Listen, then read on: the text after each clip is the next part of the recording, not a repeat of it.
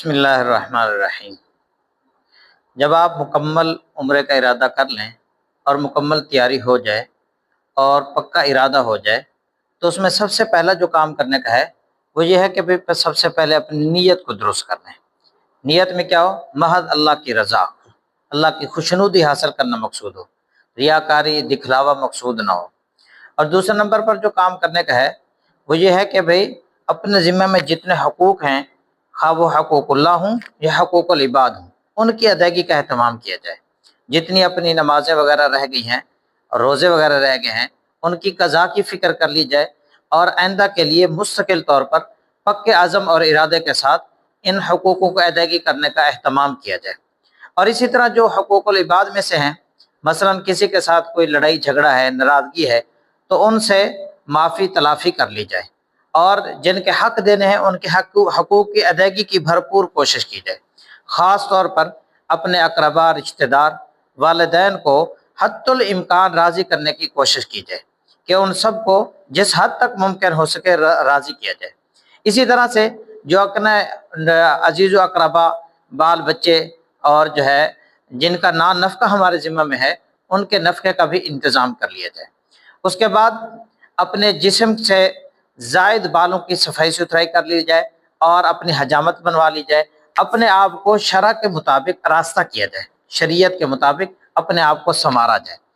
پھر جب یہاں گھر سے نکلنے کا وقت آ جائے تو اس وقت سب سے پہلے جو عمل کرنے کا ہے وہ یہ ہے کہ غسل کیا جائے، احرام کی نیت سے غسل کیا جائے۔ اگر غسل نہ کر سکے آدمی تو کم سے کم پھر اتنا ضرور کرے کہ باوضو ضرور ہو، وضو بنا کر یہاں سے نکلے۔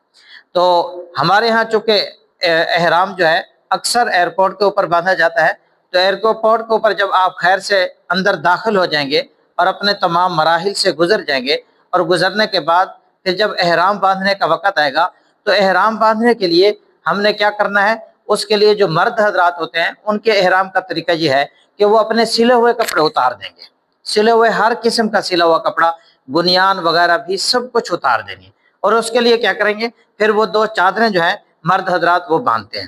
تو سب سے آسان اور بہترین طریقہ جو احرام باندھنے کا ہے وہ یہ ہے کہ ایسے اپنی چادر کو لیں اور چادر کو لینے کے بعد اس طرح سے اپنی چادر کو سلے ہوئے کپڑے اتارنے کے بعد ایسے اپنی چادر کو لے لیں اور چادر کو یوں پکڑ لیں۔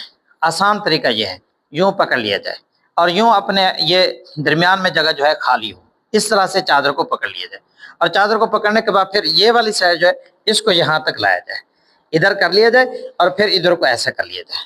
یہ طریقہ خاص طور پر ان کے لیے ہے جو ہمارے دوست ساتھی احباب عام طور پر چادر نہیں باندھتے، چادر باندھنے کا ان کو طریقہ نہیں آتا، تو وہ اس طریقے سے اپنے آپ کو چادر کے ساتھ اس طرح سے یہ بالکل ٹائٹ ہو جائے گی چادر۔ اس کے لیے یہ اس بات کا خاص طور پر خیال کرنا ہے کہ یہ چادر یہاں ناف سے اوپر ہو، کوشش کی جائے ناف ڈھکی ہونی چاہیے، کیونکہ مرد کا یہاں سے سطر شروع ہوتا ہے۔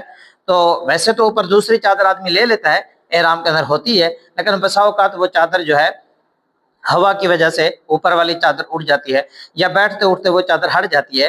تو یہ چادر ایسی جگہ سے بندھی ہوئی ہو کہ یہاں سے سطر ہمارا ننگا نہ ہو۔ اور اس چادر کے باندھنے میں دوسرا خیال یہ کرنا ہے کہ نیچے سے ٹخنا وہ ڈھکا ہوا بھی نہ ہو، ٹخنا پاؤں کا نیچے والا وہ بھی ڈھکا ہوا نہ ہو، کیونکہ حدیث پاک میں ٹخنے ڈھک کے رکھنے والے کے لیے بہت سخت وعید ہے۔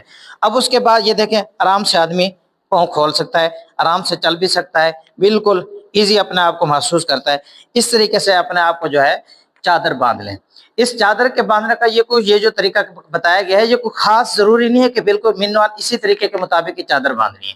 اس کے علاوہ بھی اور طریقے سے کوئی آدمی ایسا ہے جو مستقل چادر وغیرہ باندھتا رہتا ہے، اس کو چادر باندھنے کا طریقہ آتا ہے، تو وہ بآسانی اپنے طور پر طریقے کے مطابق چادر باندھ سکتا ہے۔ یہ کوئی ضروری نہیں، یہ تو صرف ان کے لیے ہے جو ہمارے بھائی عام طور پر چادر باندھتے نہیں ہیں، انہیں پھر مشکل ہوتی ہے، تو اس لیے ان کے لیے آسان طریقہ یہ ہے کہ وہ اس طریقے سے ایسے اپنی دو چادروں کو اکٹھا کر لیں اور دو چادروں کو اکٹھا کر کے پھر ان کو دونوں کو یوں ملا لیں اور اس کے بعد پھر یوں کریں، اور جب یوں کریں گے تو یہ بالکل اکٹھی ہو جائے گی، اور اس کے بعد یوں اپنے آپ کو فولڈ کر دیں۔ اس طریقے سے احرام باندھنا۔ اور اس کے بعد پھر یہ چادر لینی ہے دوسری، اس چادر کو لے کر اپنے سلے ہوئے کپڑے تو اترے ہوئے ہوں گے، اور یہ چادر یہ چادر پھر اپنے اوپر لے لینی ہے۔ یہ اس طرح سے چادر لے لینی ہے۔ اب یہ چادر لے لی، اب دیکھنا اس وقت یہ ہے کہ بھئی اگر مکروہ وقت نہ ہو تو پھر 2 رکعت نفل پڑھنے ہیں، اور یہ سر ڈھک کر پڑھنے ہیں 2 رکعت نفل۔